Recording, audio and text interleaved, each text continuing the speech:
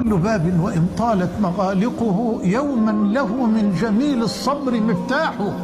كم من كروب ظننا لا انفراج لها حتى رأينا كبير الهم ينزاح. فاصبر لربك لا تيأس فرحمته للخلق ظل وللأيام إصباح.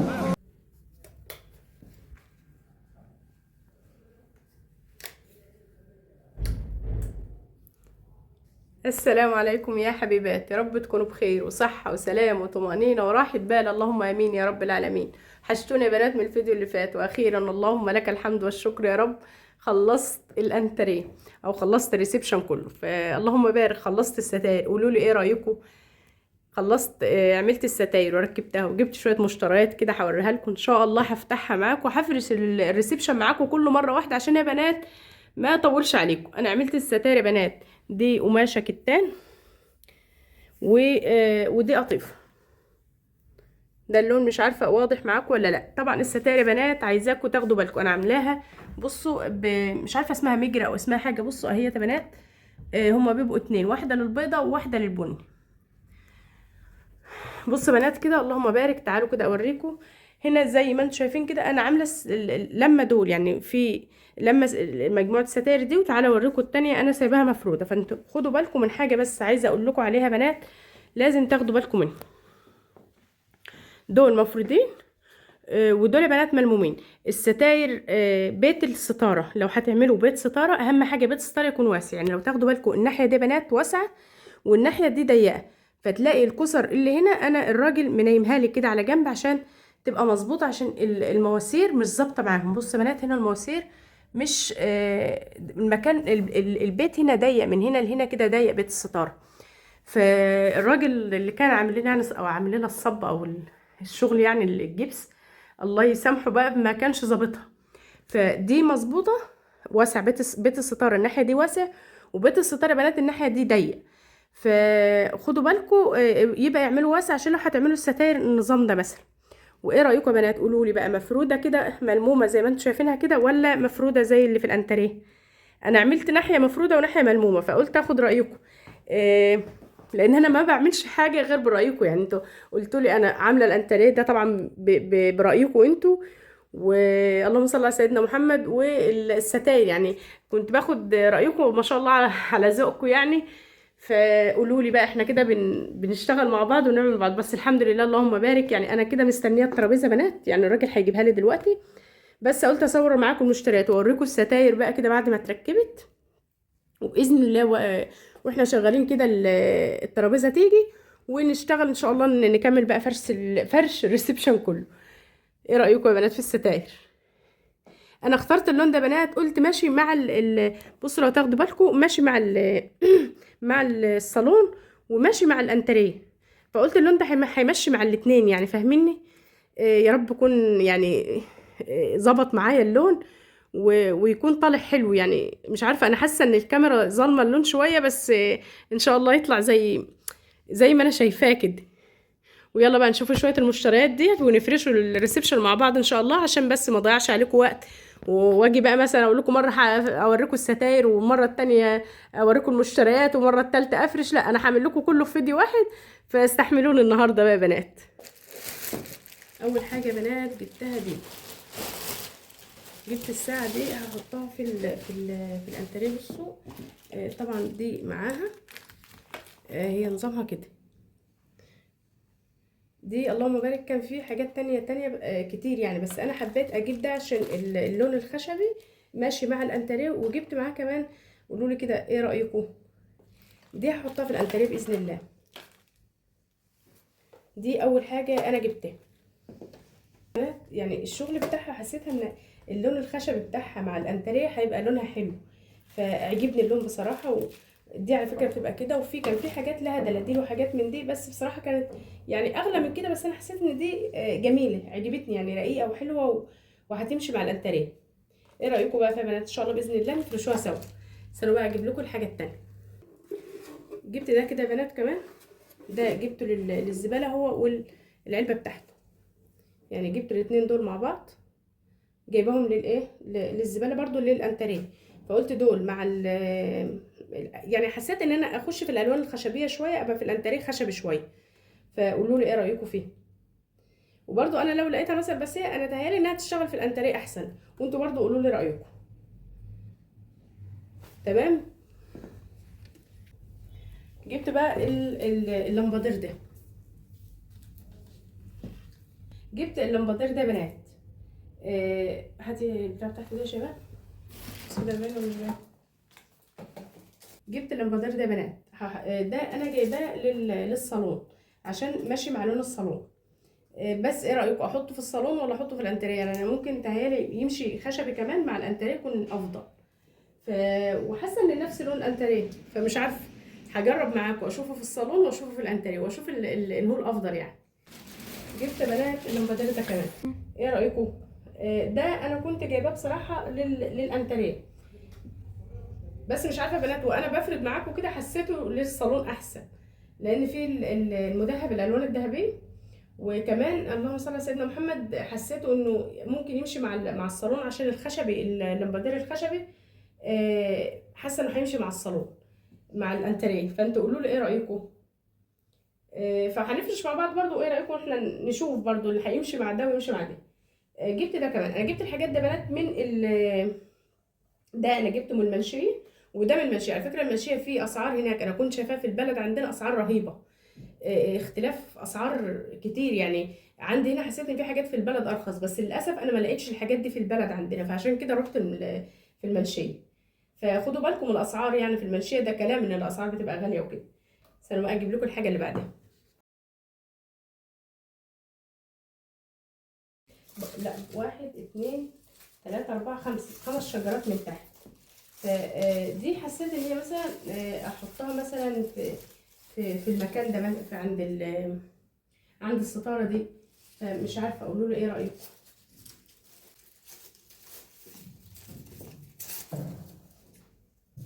حاسه بنات ان حاسه ان المشوار بهدلها يعني، حاسه او عايز تتظبط يعني، نظبطها ان شاء الله بقى كده ونعملها مع بعض. جبت دي برده كمان من بنات، جبتها كمان من المنشيه يعني. انا جبت الشجره دي كده من المنشيه يا بنات. وكده يا شباب يا بنات، ايه رايكم فيها.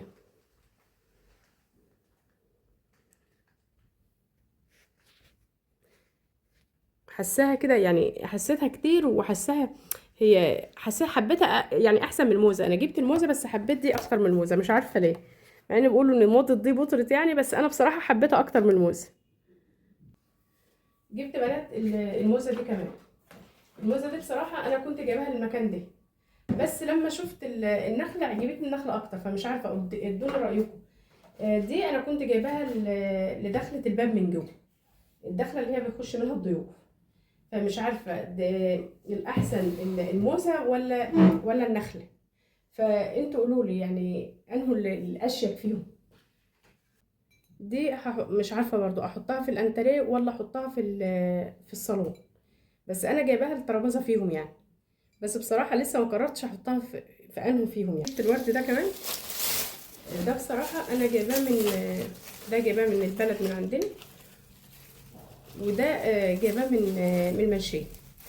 فمش عارفه يعني انا جبت ده كده مثلا، حسيت ان انا لو حطيته كده هيبقى حلو يعني. بصوا، فمش عارفه ممكن احط ده مثلا كده ولا احط دول بس، انه الاشياء ولا دول بس يعني. مش عارفه انه اللي هيكون فيهم اشياء، بس ان شاء الله يعني ايه اللي هيطلع فيهم في الاخر حلو نحطوه سوا. جبت بنات الصينيه دي كمان. جبت الصينيه دي كمان، وجبت يعني ديكورات هحطها فيها، بس برضه مش عارفه احطها في الصالون ولا في الانتريه، فانا محتاره برضه. جبت كمان دي الطفايه، فمش عارفه احط فيها ايه يعني، انا لسه محتاره. وجبت كمان المخمليه دي احطهم معاها كده في صينيه واحده، فحاسه انهم مكركبين، حاسه ان ممكن اشيل دي. فمش عارفه، احنا مع بعض كده نشوف ايه الاحسن وايه الافضل ونحطه سوا ان شاء الله. كده بقى ما الترابيزه تيجي يا بنات ان شاء الله نكمل ونفرش مع بعض. كده بنات ابني الله يكرمه جه بقى يعني رحنا دورنا على شنيور او اسمه شنيور ومش عارفه اسمه ايه. المهم خرمنا للساعه هنا، وكانت الترابيزه في الوقت ده جت. بصوا بقى جمال الساعه لما اتعلقت، اقسم بالله بنات حاساها كده، عارفين، جميله رايقه كده وحلوه. فبصراحه مكانها جه صح ولونها جه حلو، يعني حسيت ان انا حباه. السعر يا بنات، يعني لو حد عايز اسعار او حابب يعني يعرف اسعار، بيقولوا لي في الكومنتات وان شاء الله ارد عليكم. انا ما حبيتش اقول اسعار لان انا بصراحه اشتريتهم على فترات يا بنات، وما بشتري حاجات على بعضها كذا حاجه، يعني انا من النوع اللي بننسى الاسعار. وبصراحه انا ما جاش في دماغي ان انا ممكن اقول لكم على اسعار، لان يعني حاجات بتختلف من مكان لمكان. يعني زي ما بقول لكم كده، انا اشتريت حاجات من المنشيه، انا رحت وكنت سائله عليها في البلد هنا. والله بنات اسعار الفرق كتير. يعني اقل حاجه يعني كان منظم المكياجات، منظم مكياج يعني كنت سائله عليه هنا في البلد، عندنا حد فاتح جديد يعني، كان ب500. رحت سألت عليه في المنشية في شارع مش عارفة اسمه شارع ايه، 7 بنات، في شارع جنب شارع ال7 بنات، او شارع اسمه شارع الخردوات او حاجات زي كده يعني. لقيته عامل 750. 250 فرق في منظم مكياجات. لا ايه دي، ايه الاسعار دي؟ فاللي خلاني رحت المنشية بصراحة ان في يعني ان انا اللمباديرات ما لقيتهاش، او اللمبادير ما لقيتهوش متوفر عندنا في البلد، او ما لقيتش الحاجة اللي انا عايزاها. ده اللي خلاني رحت بصراحة المنشية. غير كده بنات بتختلف الاسعار من بلد لبلد. يعني انا حتى وما قلتش اسعار كمان، لان انا لما جبت حاجات بتاعه المطبخ كذا واحده او اتنين بصراحه علقوا لي، قالوا لي ان الحاجه غاليه كتير والحاجه لا اوفر في السعر وكده. فانا ما حبيتش اقول الاسعار، لان زي ما قلت لكم بتختلف من مكان لمكان. هنا بقى ابن الصغير الله يكرمه كده جه عدل معايا السجاده، لان انا بشيل وبرفع وبحط. كنست طبعا مكانها انتريه وسيقت، وادي الحاجه الحاجه ترابيزه اللي ربنا سهل لها الحال وجت. الراجل قص الازاز ما قصوش مظبوط، انتوا ممكن ما تاخدوش بالكم منها يعني، بس هو قصه مش مظبوط. فهنا بقى حطيت المفرش الابيض الاول، لقيته لا مش احسن حاجه. حطيت المفرش التاني اللي هو المدهب ده، لونه عاطي على بني شويه، برضو ما حسيتهوش، حسيت ان الترابيزه كتمت، او حسيت ان الدنيا بحالها راحت بني. فرجعت حطيت الابيض تاني. وبرضو قولوا لي رايكم انه الاحسن. انا طبعا في ايدي تغيير، لان انا حاجه مش اساسيه بتغيره وتشيله وتحطه كده. الصينيه دي كان في منها فيه اسمه ايه البتاع الابيض ده، اسمه ايه؟ مش هيجي معايا، اللي هو اللؤلؤ والحاجات دي. في المنشيه بصراحه كانت عجباني، عجباني، بس انا كنت اشتريت دي، وكانت حاجات مستطيله وحاجات في حاجات كتير يعني. بس انا جبت المخمريه دي قلت عشان اكسر اللون بتاع الذهبي شويه، والفازه بتاعت الزرعه دي كانت عندي. وحطيت بقى بتاع الزباله هنا وبتاعت المناديل. ايه رايكم؟ حاسه ان كده يعني الدنيا هاديه شويه. لو حطيت الورد ما حبيتش، لان انا الخلفيه عندي هنا ورد، كنت هحط فازه الورد هنا، بس حسيت ان الخلفيه ورد وهحط كمان ورد، احس ان الدنيا ايه ورد كتير يعني. جبت بقى بتاعت اللمبادير الخشب ده، انا حسيته هنا احسن والله، مع ان انا شارياه وجبته على اساس الصالون يا بنات، بس لما جيت حطيته هنا لا، حسيت خشبي مع خشبي، حسيته لا حلو. وبصراحه برضو اللمبادير التاني مع في المكان ده جميل يا بنات، بس حسيت الخشبي واكل هنا اكتر يعني. شلت بقى الحاجات اللي عليه وحطيت له لمبه. ايه رايكم؟ حسيت كده ايه، عطي دفى للمكان، حسيت المكان دافي. كنت جايبه مفارش مدوره على اساس هجيب ترابيزات صغيره، بس ان شاء الله هجيب ترابيزه صغيره للصالون عشان احط على التليفون باذن الله. ما نفعتش في المكان ده، فحطيت لها يعني حاجتين من اي ديكور يعني يشغل الدنيا شويه. الشجر بقى الشجر يا بنات انا شلته وحطيت فيه نقول لكم 5 6 مرات، والاخر قلت لا انا هخليه زي ما في دماغي، وانتوا قولوا لي يعني عجبكم ما عجبكمش، فاهميني؟ يعني لقيتوا اللون ظابط معاكم تمام، مش ظابط يبقى خلاص مش مشكله. والله يا بنات انا شلته وحطيت فيه كميه شيلان وحطيتها له. انا صايمه النهارده الخميس، فانا بصور، قلت اصور والله قبل ما اعمل الفطار، قلت اخلص معاكم وباذن الله اعمل معاكم الفطار برضو، بس قلت انزل الفطار ان شاء الله بكره ولا حاجه. بس بصراحه يا بنات حسيت اللي هو ايه، شلته وحطيت وصايمه وتعبانه، لا بس الشجر انا بحب هقول لكم، انا بحب الحاجه الهاديه. انا من النوع اللي بحب الحاجه الهاديه، وبحب اما اعمل حاجه اعملها بمزاج.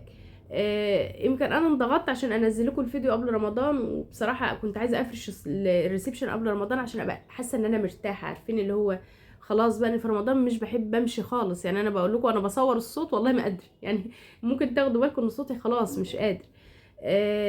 ما بنزلش في رمضان غير بعد الفطار، انزل اجيب حاجه لبس البنات مش عارف ايه بعد الفطار. قبل لا. هنا بقى شلته وحطيت حطيت في الورد برضه كذا مره. ده انا كنت جايباه من اسكندريه على اساس النظام اللي فات ده، لا فانا لما جيت هنا في البيت حبيت حبيت ده، يعني حسيت انه رقيق كده شويه. ظبطت بقى الترابيزه وحطيت البونبونيره كده وحطيت طفايه. طبعا انا ما عندناش حد بيشرب شيشه ولا سجاير نهائيا في البيت، وكنت مانعه ان انا اجيب طفايه. أنا اول مره اشتري طفايات على فكره. هنا اللمبادير التانية بنات حطيته هنا. بس كان كل ما يجي لي ضيف وعايز يشرب سجاير وكده فما بلاقيش حاجه اديها له، كنت بديله ساعات طبق والله. يعني في اوقات كنت بديله طبق عشان يشرب سجاير. ما هو انما انا كطفايه كنت منعاها من اول الجواز. في ناس هتعترض كتير بس هو انا كده مش، حتى ما اشتريتهاش في جهازي والله يا بنات. يعني الطفايه بتاعت السجاير دي ما اشتريتهاش في جهازي. بصوا بقى حطيت الموزه هنا تاني، حسيت ان هي لا صغنونه ومش باينه مع انها حاساها رقيقه. جيت شلتها شلتها تاني حطيتها في الدخله هنا، دخلة الباب كده. حطيتها اول ما تخش كده من الباب اللي هو باب الضيوف يعني وكده المنظر بقى النهائي كده خلاص. يعني انا كده خلاص خلصت. اي بقى تعديلات اي حاجه انتوا شايفينها يعني لكم نظره كده في يعني انا ممكن ابقى شايفه حاجه انتوا مش شايفين، ادوني رايكم كده بنات وقولوا لي. والله انا حاسه ان انا فرحانه ان الريسبشن ده انا بقالي كام سنه كل ما اجي اعمله لا استولي حاجه تانية، لا اخش في ثانويه، لا اخش في مش عارف ايه. ارجع تاني اقول لا خلي شويه، ارجع تقول ممكن انقل من البيت. عارفين اللي هو، بس انا حاسه ان انا حبيت البيت معاكم.